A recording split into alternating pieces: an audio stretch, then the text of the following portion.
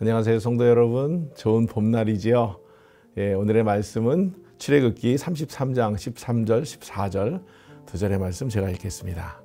내가 참으로 주의 목전에 은총을 입었사오면 원하건대 주의 길을 내게 보이사 내게 주를 알리시고 나로 주의 목전에 은총을 입게 하시며 이 족속을 주의 백성으로 여기소서.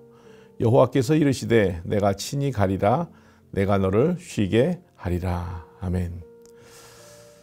주의 길을 내게 보이소서, 이런 제목을 가지고 출애굽기 33장의 말씀을 함께 보려고 합니다.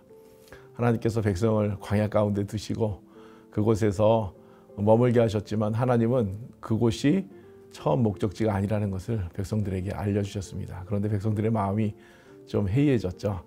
주님께서 젖과 꿀이 흐르는 땅, 가나안 땅으로 가라라고 명령하십니다. 광야에서 안전한 백성들이 하나님과 동행하기를 거부해요. 오늘 보니까 하나님은 왜 가나안 땅으로 가게 하셨는가? 가나안 땅을 이렇게 말하죠. 젖과 꿀이 흐른다. 이 젖과 꿀, 어떤 의미일까요? 이게 바로 풍요의 상징이거든요. 젖은 목초지가 이 촉촉한 습기가 많고 비가 많이 내릴 때 그곳에서 소들이, 양들이 풀을 먹을 때 이 젖을 많이 얻을 수 있어요. 그래서 이 젖은 아주 비옥한 땅일 수 있습니다. 그런데 꿀은 반대적인 의미입니다. 꿀은 습기가 많으면 벌들이 살 수가 없어요. 건조한 땅에서 살 수 있거든요. 그러니까 젖과 꿀은 이 두 가지의 그 의미가 함께 있는 겁니다. 건조한 곳 또는 촉촉한 곳, 모든 것이 완벽한 양쪽이 다 있는 곳, 그것이 바로 풍요의 상징 가나안 땅입니다. 하나님께서 그 땅을 약속의 땅이라, 가나안 땅을 풍부의 상징으로 은유적으로 우리에게 말씀해 주셨어요. 제가 미국에서 공부할 때 구약 교수님이 항상 이 가나안 땅을 milk and honey 이렇게 말씀하셨어요. 젖이 풍성한 곳, 또 꿀을 마음대로 얻을 수 있는 곳. 우리나라 아주 작은 그 경기도만한 땅덩어리밖에 안 되는 이스라엘에서 맨 꼭대기에서 헬몬산이 보이고 또 가장 고도가 낮은 사해가 있는, 하나님께서 완벽한 그 아름다운 것이 잘 조화가 이루어질 수 있도록 어떤 곳은 풀이 많고 어떤 곳은 가물 곳이 함께 공존하는 곳, 그 땅이 가나안 땅이거든요. 하나님께서 우리에게 그 땅으로 가라라고 말씀하시는데 백성들의 마음은 그렇지 않았습니다. 하나님께서 그들을 재촉하시죠. 하나님은 모세를 통해서 또 11절에 보니까 여호수아를 통해서 예배하기를 원하셨어요. 하나님의 회막에서 예배를 통해서 하나님께 가까이 가도록 우리 백성들을 인도하셨습니다. 왜 주님을 예배하는지, 예배를 통해서 주시는 은총이 무엇입니까? 은총 많이 있지요. 그 캐나다의 그 리전트 칼리지라는 곳에서 가르치셨던 그 마르바 던이라는 여성 신학자가 있거든요.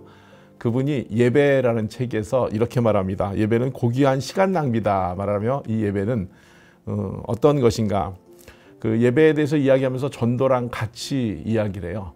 전도는요, 믿는 사람과 믿지 않는 사람 사이에 오가는 소개의 언어다. 이게 전도인데, 예배는요 반면에 성도들과 하나님 사이에 오가는 사랑과 성장의 언어입니다. 이렇게 말하고 있습니다. 예배는 그 이웃을 향하는 것이 아니라 직접적으로 하나님을 향하는 것이기 때문입니다.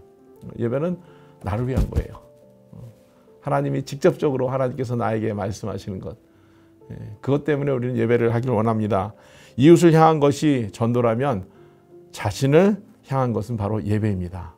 예배를 통해 영적 성장과 사랑이 충만하게 우리 삶에 머물러 있게 해야 되거든요.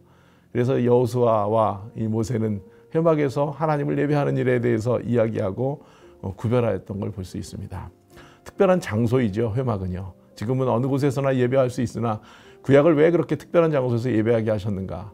또 특별한 시간이 있죠. 우리 주님의 날, 예전에는 안식일이었지만 주님이 부활한 날을 우리가 기념하여서 주일마다 하나님 앞에 예배하는 것, 구별하는 것입니다.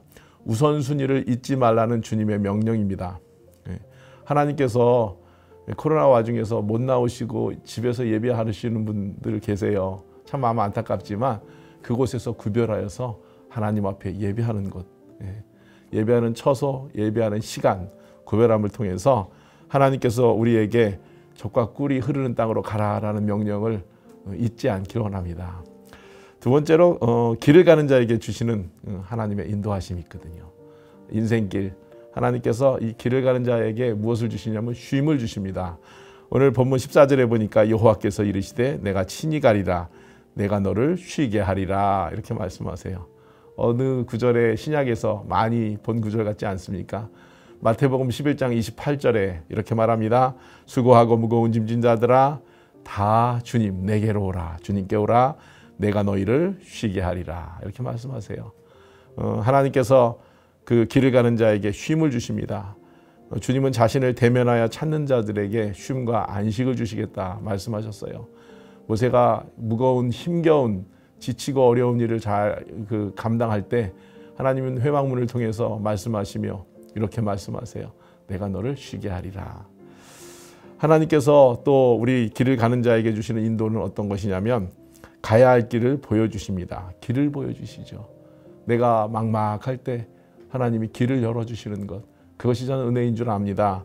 시편 32편 8절에 보니까 내가 내 갈 길을 가르쳐 보이고 너를 주목하여 훈계하리로다. 하나님께서 우리의 가야 될 길을 가르쳐 보여 주시겠다 약속하셨습니다. 인도하심을 받는 자에게는 확신이 있지요. 그리고 소망이 있습니다. 그리고 우리에게 힘을 더하여 주십니다. 하나님이 광야 땅에 있는 백성들에게 그들이 제대로 가지 못할 때 분명하게 말씀하시죠. 하나님이 주신 약속의 땅으로 가라라고 명령하시며 하나님이 쉼을 주시고 인도하시는 은혜가 저와 여러분들의 삶 가운데 오늘 가운데 있기를 축원하며 축복합니다. 기도하겠습니다. 하나님 감사합니다. 하나님께서 우리 백성들에게 하나님의 말씀을 잘 알아듣지 못할 때 다시 또렷한 음성으로 모세를 통해서 여호수아를 통해서 말씀하십니다. 하나님 그 오래전에 쓰였던 성경 말씀이 오늘 이 시간에 우리의 마음 가운데 들려지게 하시고 읽어지게 하시고 그 말씀대로 살아갈 수 있는 힘을 더하여 주옵소서. 예수님의 이름으로 기도합니다. 아멘.